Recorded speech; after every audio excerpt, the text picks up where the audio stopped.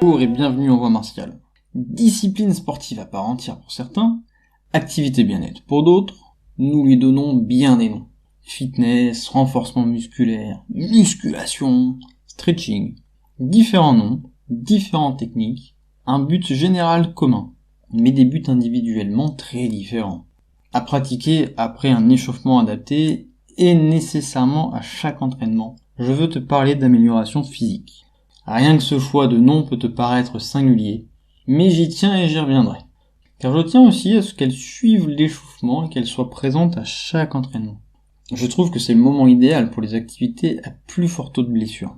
Le corps est à température, l'esprit est recentré et c'est le moment d'équilibre avec la fatigue physique. Toutes les écoles ne pratiquent pas le combat en duel réglementé. Certains le réservent pour les élèves aguerris. Alors, qu'ont en commun tous les cours pour que je dise en introduction nécessairement à chaque entraînement ? Eh bien, l'amélioration, la progression. Je pourrais même dire aller de l'avant, ce qui doit s'entendre comme avancer dans la voie.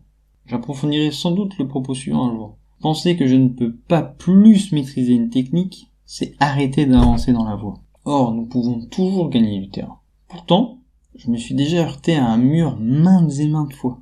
Ce mur, c'est mon corps. Il a été ébranlé, disloqué, cassé. Alors je l'ai consolidé, rafistolé, renforcé. Mais autour de moi, j'ai vu des compagnons de route qui ne touchaient qu'à peine leur mur. Pour s'y tenir exceptionnellement, les gratiner tout au plus. Cette différence peut s'expliquer quelquefois par la génétique ou par un entraînement adapté. Du moins, c'est ce que j'ai compris dans mes rencontres avec les médecins et autres professionnels de santé. Mais tu ne trouves pas cela frustrant ? Est-ce suffisant comme explication ? Non, ce n'est pas suffisant. Et curieusement, j'avais déjà une réponse plus générale dans ma tête. Par le biais de cette devise célèbre, être et durer, il faut prendre soin de son corps. Un point c'est tout. C'est l'idée première de cette phase d'entraînement. Prendre soin de notre enveloppe. Cela rejoint un peu l'échauffement, et c'est même l'un des buts de la pratique de quelques-uns. Par contre, je dois bien avouer que c'est un domaine où je ne suis pas bon. Du moins, j'ai été mauvais, et je m'améliore avec le temps. Prendre soin de soi, c'est pas si évident, vraiment. Quoi qu'il en soit, il faut des fondations solides pour notre mur. Elles sont les suivantes, d'après moi. Un savoir basique du corps humain et la connaissance de soi-même. Les fondations sont primordiales. Nous entendons souvent des métaphores dessus, mais je te parlais de mur. Et le corps est un mur évolutif et changeant. Comme si nous le dessinions dans un programme informatique. Est-ce que tu saisis bien ce principe ? Imagine vraiment. Quelques clics, et ton mur est 2 fois plus épais. Encore des clics, et il n'est plus droit, mais fait 3 angles à 60 degrés. Et de paille, il s'est transformé en béton. Donc si je te dis que prendre soin de ce mur est un peu plus compliqué que d'avoir de bonnes fondations. Tu es d'accord ? Ces changements ont de très nombreuses origines. Fatigue, blessure, événement hormonal, accroissement du squelette, souplesse accrue, posture au travail, bref. Comme pour la météorologie, il faudrait des super ordinateurs pour tout prévoir. Malgré tout, nous pouvons simplement accompagner notre mur, l'allonger quand techniquement nous allons plus haut, l'épaissir quand nous devons travailler plus longtemps, améliorer sa matière première quand nous complexifions la pratique, allonger, épaissir, consolider, libérer des contraintes. Tout cela peut se faire sur un corps humain. Alors on dit souvent allonger les muscles par l'étirement. Il semblerait qu'on les allonge pas vraiment, mais on va garder l'idée. Allonger les muscles par des étirements pour frapper plus haut. Libérer des contraintes pour moins s'épuiser. Consolider nos appuis pour descendre le centre de gravité, etc. Autrement dit, un élève qui s'améliore techniquement saura faire un coup de pied-tête, mais si son corps n'y est pas préparé, il n'y gagnera que blessures et déceptions. Et alors, il travaillera sa souplesse.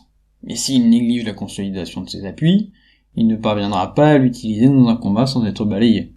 Et il rentre alors dans le jeu de l'équilibre physique, technique. Dans un yin-yang difforme, qui s'agrandit, qui s'aplanit, qui s'allonge, qui se resserre, s'arrondit, tout en étant tantôt trop sombre, tantôt trop clair. C'est le mouvement perpétuel de la voie martiale qui se met en marche. D'accord. Nous sommes des artistes de pratique, alors parlons pratique. Il y a quelques mois, je ne m'entraînais plus sans faire quelques exercices autour de la sangle abdominale et du rachis. Notamment, je travaillais toujours le bas du dos. Pourquoi ? Parce que je sentais dans mes mouvements que c'était des zones limitantes. De plus, et surtout, parce que c'est le centre du corps, en fait. Comme on ne peut pas construire un cercle sans centre, on ne peut pas priver un corps d'un tronc solide. Maintenant, je fais en fonction du temps et du programme. Je travaille plus la sangle abdominale, ou le haut du corps, ou le bas du corps.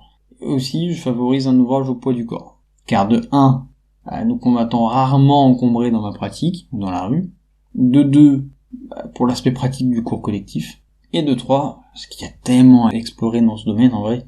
Mais je conseille et j'applique à moi-même le travail avec charge, en dehors du dojo. D'autant plus quand nous pouvons y consacrer plus de temps. Parce que faire 4 séries de 6 exercices à, on va dire, 6 répétitions, dans le cadre d'un cours où derrière, on est censé faire de la technique, et si t'as un créneau horaire très court, c'est compliqué. Attention, cette phase d'amélioration physique n'est pas forcément une phase de musculation, ou de renforcement musculaire, comme on entend dire. D'où le choix des mots en début. Nous pouvons améliorer nos qualités musculaires avec des répétitions rapides, ou au contraire très lentes, sur les phases excentriques ou concentriques, ou avec des exercices de pliométrie ou en isométrie. C'est très bien. Nous pouvons par ailleurs gagner en souplesse. Des étirements balistiques, dynamiques, du contracté relâché. Il y a aussi ce muscle particulier qu'il faut garder en forme, le cœur. Il faut lui rappeler qu'il peut servir longtemps ou accélérer rapidement. Et enfin, je rajouterai comme autre axe de progression l'équilibre, la coordination, proprioception, travail interne, sous-entendu de respiration, se recentrer, quels muscles je sens, etc., etc. Il y a de quoi faire en fait. Donc, poursuis ton avancée en ménageant ta monture. Apporte-lui ce dont elle a besoin en fonction du chemin sur lequel tu es. Et surtout, est-ce que tu sais tendre l'oreille et écouter ce qu'elle te dit? Pensée du jour.